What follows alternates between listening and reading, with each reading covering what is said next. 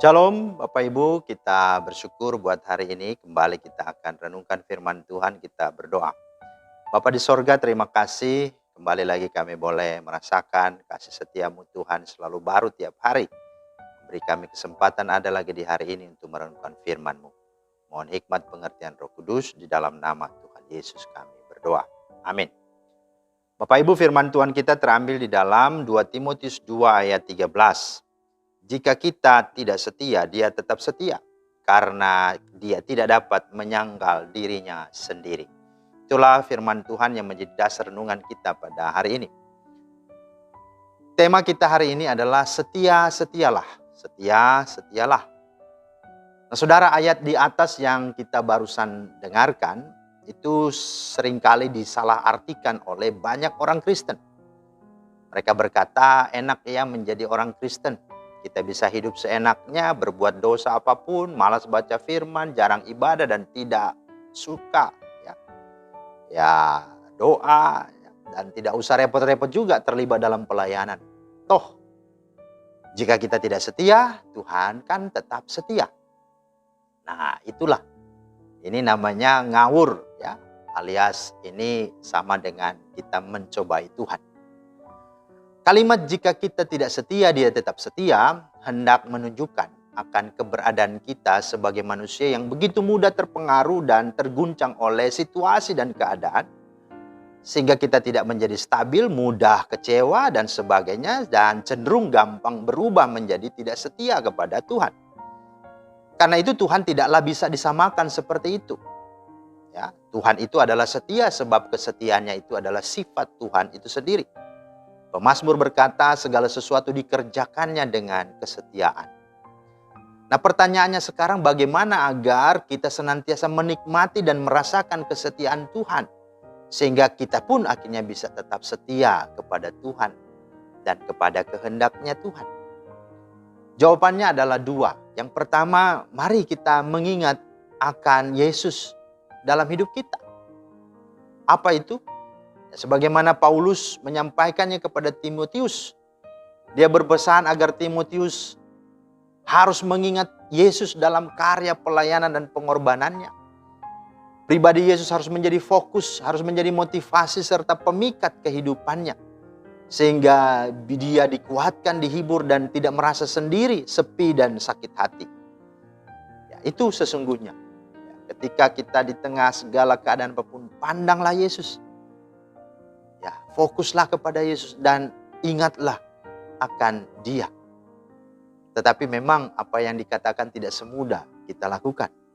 Sering kita membesar-besarkan masalah, mengingat-ingat kejelekan orang lain atau kekecewaan terhadap seseorang. Bukannya mengingat-ingat pribadi Yesus dengan segala kekuasaannya, kebesarannya, karya-karyanya, dan pengorbanannya.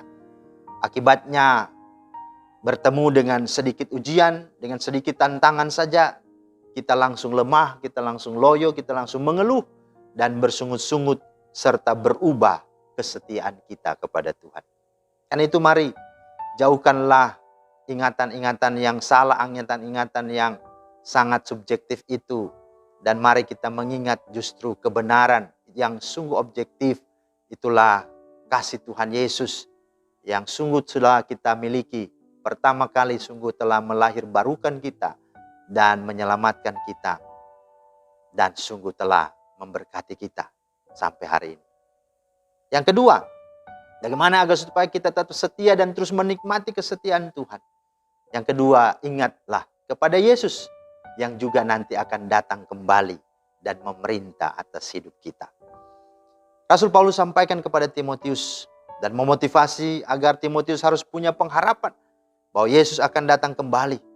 Paulus berkata, jika kita mati dengan Dia, kita pun akan hidup dengan Dia. Jika kita bertekun, kita pun akan ikut memerintah dengan Dia. Jika kita menyangkal Dia pun akan menyangkal kita. Dengan adanya pengharapan ini, Paulus bersaksi kepada Timotius tentang bagaimana dirinya melayani Tuhan selama diberi kesempatan di dunia ini. Ayat 9-10 dia katakan, karena pemberitaan Injil inilah aku menderita, malah dibelenggu seperti seorang penjahat. Tetapi firman Allah tidak terbelenggu.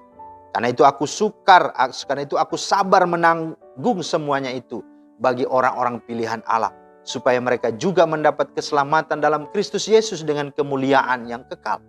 Itu sebabnya Paulus berkata kepada Timotius untuk ikut menderita, pikul salib, dan semua yang dilakukan tidak akan menjadi sia-sia dan percuma. Paulus memberikan ilustrasi. Dikatakan seorang prajurit yang sedang berjuang tidak memusingkan dirinya dengan soal-soal penghidupannya, supaya dengan demikian ia berkenan kepada komandannya. Seorang olahragawan hanya dapat memperoleh mahkota sebagai juara apabila ia bertanding menurut peraturan-peraturan olahraga. Seorang petani juga yang bekerja keras haruslah yang pertama menikmati hasil usahanya. Perhatikanlah apa yang kukatakan. Tuhan akan memberi kepadamu pengertian dalam segala sesuatu.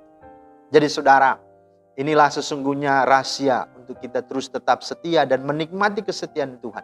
Ketika kita mengingat Yesus yang sudah mati bagi kita, yang sudah menyelamatkan dan memberi kita kemenangan dan hidup kekal. Tetapi yang kedua, dia juga membawa kita untuk supaya mengingat agar dia sungguh-sungguh menjadi pengharapan kita. Karena semua yang kita lakukan tidak pernah sia-sia. Dia akan datang kembali dan dia akan memberi kita sukacita, bahagia, dan sungguh-sungguh kemuliaan yang luar biasa, kebahagiaan yang kekal, dan terlebih khusus menikmati dia bersama-sama selama-lamanya. Kiranya Tuhan menolong kita. Mari, hendaklah engkau setia sampai mati, maka hidupmu akan sejati dan teruji. Mari hendaklah engkau setia sampai mati, maka hidupmu akan diapresiasi dan abadi selamanya. Tuhan memberkati.